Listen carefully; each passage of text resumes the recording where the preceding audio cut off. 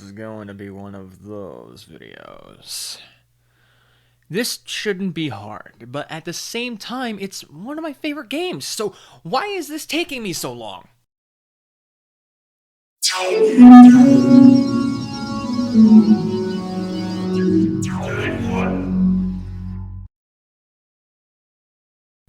The answer is general depression. It rules us, divides us, makes us procrastinate the fuck out of life. Shuffling through the routine of, just how we live. I mean, don't get me wrong, routines are nice, it's an established pattern, and as humans, we like patterns. But at the same time, we crave things that are not normal. Perhaps that's why I like unfiction so much. But then again, I'm into the darker-oriented side of that, so I guess that makes me a little bit twisted. You might ask what the hell my musing has to do with Sonic Adventure 2, and the simplest answer is because it was my true start into the world of the not normal. Sigma Alpha 2 heading due south over the city. We're en route. Everything's a go. This is Control Tower. We have you on radar. Report cargo status of captured Hedgehog aboard. Over. That's a 10-4. Cargo secured on board and... What? Didn't the copy Hedgehog that. is Over. gone. He's taken out everyone aboard and... What's what wrong? in the Come world? in. Over. Freeze! What do you think you're doing? Get that Hedgehog! Talk about low-budget flights, no food or movies. I'm out of here. I like running better.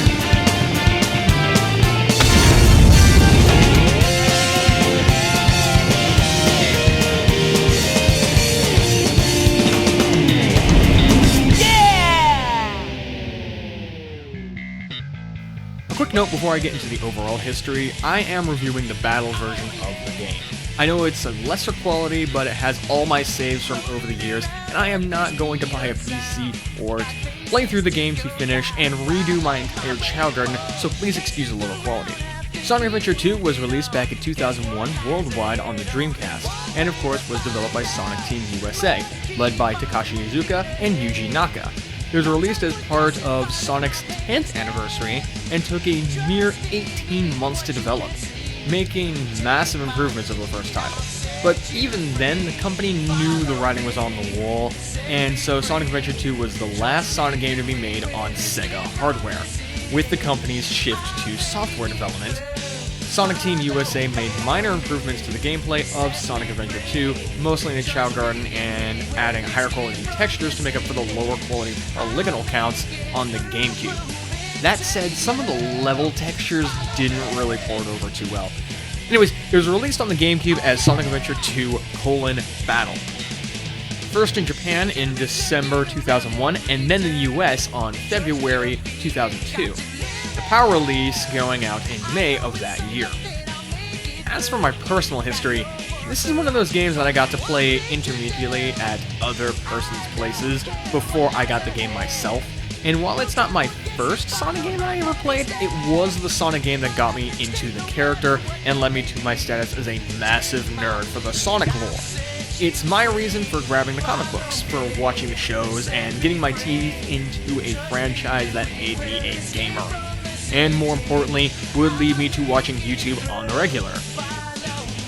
When I said that this game was the start into the world of the not normal, I wasn't kidding. As tangential as all the connections are, this game left a massive impact on my life, and I am grateful for that. At the same time, that's what makes this review so hard for me to make. But much like life, one can tackle it a step at a time. So that's just what I'm gonna have to do.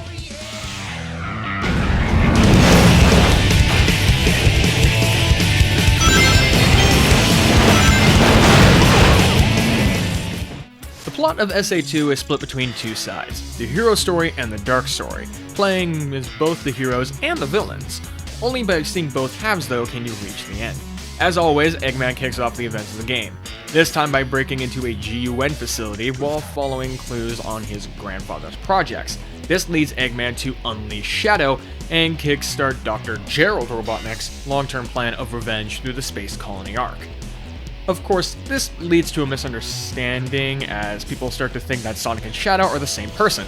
To which case, it just begs the question of overlanders being colorblind. I mean, come on, that's the only explanation how people can mess that up. That plot hole aside, the overall plan is to power up the space colony with Chaos Emeralds and hold the world hostage with its main weapon, the Eclipse Cannon. Their trust getting bought over by Rouge the Bat, a GUN spy at this point in her life, at the price of a Chaos Emerald. On the hero side of things, due to Sonic's mistaken identity, he is captured by GUN, and while he is able to make a brief escape, he is recaptured in the end of things after encountering Shadow for the first time. Tails goes to pick up Sonic's butt, and in the meanwhile, Knuckles is forced to protect the Master Emerald by shattering it, while Eggman tries to steal it. Why the Emerald isn't back on Angel Island at this point is never really explained, we just kinda gotta roll with it. Oh yeah, and Amy is around in the cutscenes, but you know, she's just kinda there. The only thing she really contributes is getting Sonic out of his jail cell on Prison Island and serving a role talking with Shadow that will ultimately make him change his mind hours later after that conversation, which was given to Chris Thorndike in the Sonic TV show for some reason.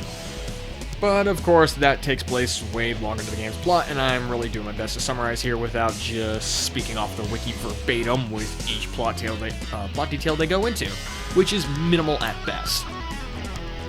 Anyway, Eggman gets the Space Colony Ark powered up enough in order to leave a massive hole in the moon, saying that he will destroy the planet unless his demands are met. So Sonic and Co. blast their way off into space to stop Eggman and Shadow, which kicks off a whole bunch of plot stuff that I'm not going to get into here because it's best experienced by yourself, which leads into the game's ending labeled Final Story, which is a massive gauntlet split up with a bunch of playable sections for each playable character, and of course, one plot point that has led to a bunch of arguments about Shadow that his self-titled game didn't help out with.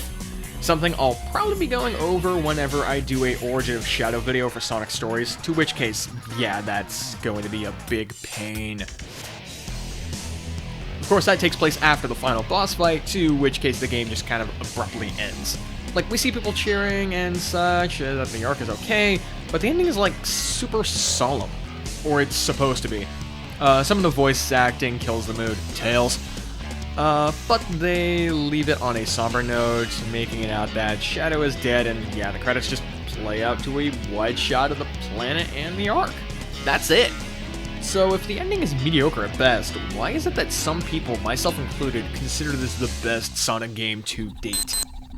Shadow, what are you doing? Hurry and get back here right now before the island blows up with you on it! Blows up? One can argue that mainly comes down to the gameplay, a format that some still stand by as better than boost gameplay, which is what we have gotten since Sonic Unleashed was released. And I really don't blame them. The gameplay in this is fun, like really fun. But of course I'm getting ahead of myself. Gameplay is split between three types, which I call Speed, Mech, and Gather. Speed levels are the levels of Sonic and Shadow. It's reach the goal as fast as you can, and it's this mode that this game is at its strongest. Every level in the speed category is awesome. When I say the game feels fun, it is mostly from these levels being burned into my brain. I have City Escape memorized with every aspect, in which case it is a perfect opening level. Same goes for both the jungle levels across the two stories, and of course the space levels, even if they are hard as hell. Mech levels are set up for Tails and Eggman. While they are still get to the end as quick as you can, it has the added element of needing to shoot at objects to progress, to which case, locking onto enemies feels so satisfying. Some of these levels do feel a bit slow though. That said, I don't really care. I am still having fun playing these levels, standouts being Prison Island related levels for the most part. Mowing down a buttload of GUN robots as Eggman is really fun, and using Tails to get into the Prison Island complex is awesome. What is not as awesome is the Gather levels, played by Knuckles and Rouge. You need to collect 3 items in this level. The items spawn via RNG in preset hiding places. You then have a proximity sensor that tries to help, but can get confused on some level layouts, and of course a hint system in the form of monitors, and unless you know these levels by heart, you're going to need to look at more than one hint to find whatever it is you're looking for. These levels slow down the game a bunch, and there is even one with Rouge that has a time limit on it that is mega annoying for new players. You can be playing these levels for up to half an hour at times, and there are a lot of them. I will say some of the smaller scale maps do actually play well, and I have a minor amount of fun with. But out of 3 level types, this is the one that I would want to see replaced with something new in Sonic Adventure 3 if we ever get it. Some of the level music in those levels, though, slap.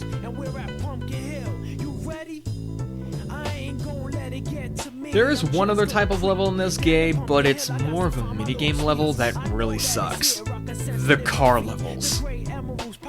Found with Tails and Rouge, these levels are hard to control, eat up your lives, and are on a time limit. You have tracks that don't complement the driving. What do I mean by that? Most of these tracks have 90-degree turns, while you make slight merge banking movements as your turn function. In order to make these turns, you have to apply the brakes, giving you a shorter turn radius, make that turn, then speed up, all while again being on a time limit to reach the end. If gather levels need to be replaced, the car level should have never existed in the first place. Anyway, in each level, besides the car levels, you can find blue boxes containing keys.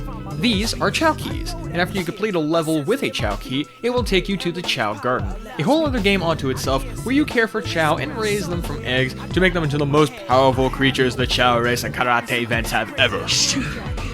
While you play in each level, you can collect power cores and animals. You take these into the Chao Garden and then feed them, or in the case of the animals, merge them with your Chao.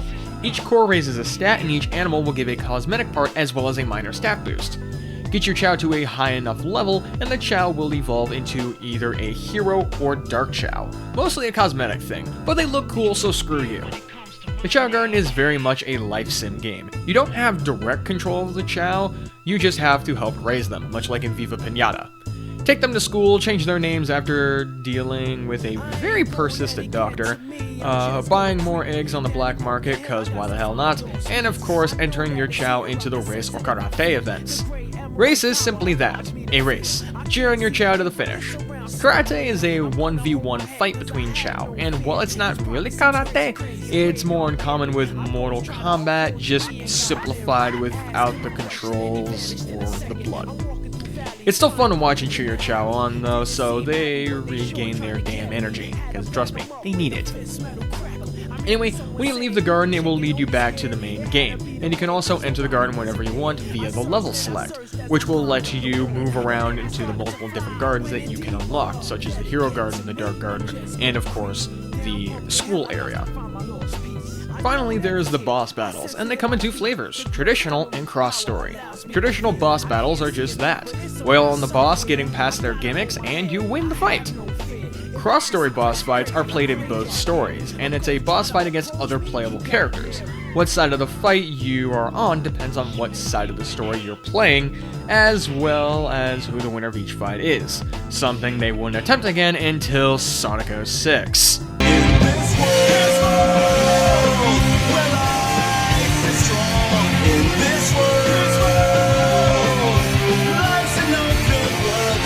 It's no use! Take? It's no use! Take this! It's no use! Take this! It's no use! This will end it! Outside of my issues with the gathering levels and the abysmal car levels, I really do enjoy the gameplay here, and of course it wouldn't be the same without the cherry on top of each and every level. Citizens of Earth, lend me your ears and listen to me very carefully. Crush motherfucking 40. Need I say more? Well, unfortunately, yes, as they are not the only artists here, but they do make most of the songs. Most well-known being Escape from the City, Live and Learn, and of course, Won't Stop Just Go. But we also got Paul Shortino with Eggman, spelled out in an acronym. Oh, and Tomoyo Otani just flexing with It Goes Pumpkin Soup, which is vocalized by Hubert P, as he did with all the Knuckle levels with rapping in them. And that's just scratching the surface of the music in this game. It's all really, really good. It's just a shame that audio balancing wasn't a priority in changes to the game with the cutscenes but hey, I'll overlook it. And apologies to any names I butchered in this segment.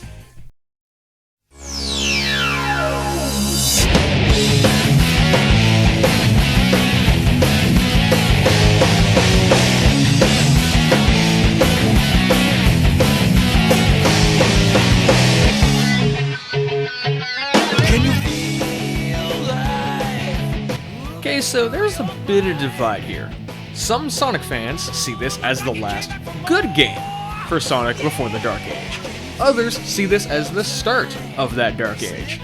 And of course, there are major arguments about what game the Dark Age ends with as well. But over time, I have found more and more people agreeing that this is indeed a good Sonic game despite its issues. Heck, Hero Story is one of the most popular Sonic speedruns out there. So that tends to tell you that there's something was done right with this game. What I mostly find interesting is with the swap to being a software company, Sega made more sales on the Nintendo audience than they did on their own consoles. Even in today's modern day, where we have 3 consoles to choose from, and then the world of PC on top of that, Sonic games sell more units on Nintendo hardware. And that just started with Sonic Adventure 2 Battle.